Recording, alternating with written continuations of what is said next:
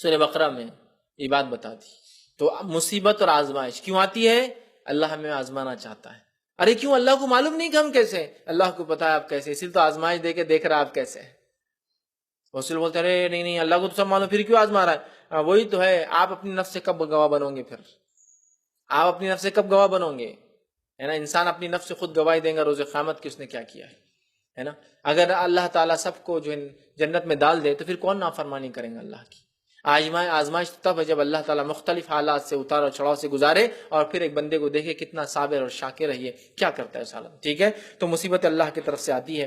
ہمیں چاہیے کہ تقدیر پر پورا یقین رکھے اور ان مصیبتوں کو جو ہے جب آتی ہے اللہ کا شکر ادا کرے کہ جو حالت میں رکھا، اور اپنے سے نیچے والوں کو لوگوں کو دیکھے اللہ تو نے میرے پیر چھین لیے، لیکن میں نے ایک انسان کو دیکھا اس کو ہاتھ بھی نہیں تھے، الحمدللہ میرے ہاتھ باقی پیر گئے کون اس میں.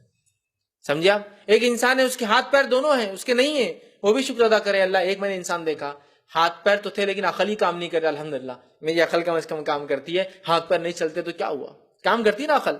آپ دیکھیے کئی دنیا کے ایسے لوگ ہیں جو ہاتھ پیر کام نہیں کرتے ہیں لیکن خالی عقل کام کرتی ہے تو دنیا میں کارنامے انجام دے رہے ہیں، ہے نا. کئی سائنسداں ایسے ہیں جو ہاتھ پیر نہیں چلتے ہیں، ہے نا. مشہور آج کے دور کے جو ہے ایسٹرو فزسسٹ جو ہے میں سمجھتا ہوں اسٹیفن ہاکنز جو نام ہے، وہ دیکھیے ان کے ہاتھ پیر نہیں چلتے ہیں، خالی بیٹھا ہوا انسان ہے اور ایک کمپیوٹر سافٹ ویئر ریڈ کرتا ہے اس کے مائنڈ کو اور وہ اشارے کرتا ہے اور کام ہوتا ہے. اور دنیا اس کی ہر کتاب جو ریلیز ہونے والی اس انتظار کرتی ہے اب کیا لکھنے والے جناب. تو اپنی عقل ہے اس کا، ٹھیک ہے وہ ایمان والا نہیں ایک الگ بات ہے، لیکن میں ایک مثال دے رہا ہوں، عقل ہے کام کر رہا انسان. تو ایسی کئی چیزیں یاد رکھیے دنیا کے اندر، لیکن ہم جب ناشکرے ہو جاتے ہیں، ہم نعمت کو سمجھ نہیں پاتے ہیں، ہر نعمت کو ہی سوچتے ہیں میرے لیے کیوں نہ ہو، اس کے بعد اللہ کی تقسیم نعمت کو نہیں سمجھتے ہیں، اللہ نے مختلف نعمتیں کیوں دی ہیں. اگر سب انسان یہ کہے کہ سب چیز سب کو اللہ برابر دیتا پھر دنیا میں آزمائش کہاں ہوتی اور دنیا کا نظام کیسے چلتا؟ آپ بتائیے، آپ بھی کروڑ پتی ہے، آپ بھی کروڑ پتی ہے، میں بھی کروڑ پتی ہے، مجھے گھر بنانا کس سے بناؤں؟ اللہ مالداروں کو غریبوں سے، غریبوں کو مالداروں سے، مرد کو عورتوں سے، عورتوں کو مرد سے، چھوٹوں کو بڑوں سے، بڑوں کو چھوٹوں سے، ایک سماج کو دوسرے سماج سے، دوسرے سماج کو پہلے سماج سے آزماتا ہے اور دیکھتا ہے کیا کرتے ہیں یہ. غریب غربت میں شکر ادا کرتا ہے کیا؟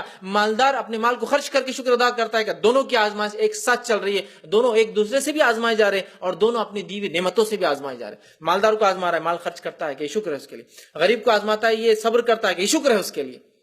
اور اس کے دن دونوں کو ایک دوسرے سے آزماتا ہے، کیا کرتے ہیں؟ زکات دو بولا دیتے ہیں کیا؟ مدد کرو بولا کرتے ہیں کیا؟ دونوں آزمائے جا رہے ہیں اور دونوں ایک دوسرے سے بھی آزمائے جا رہے ہیں. یہ دنیا کا نظام ہے اللہ تعالیٰ کا.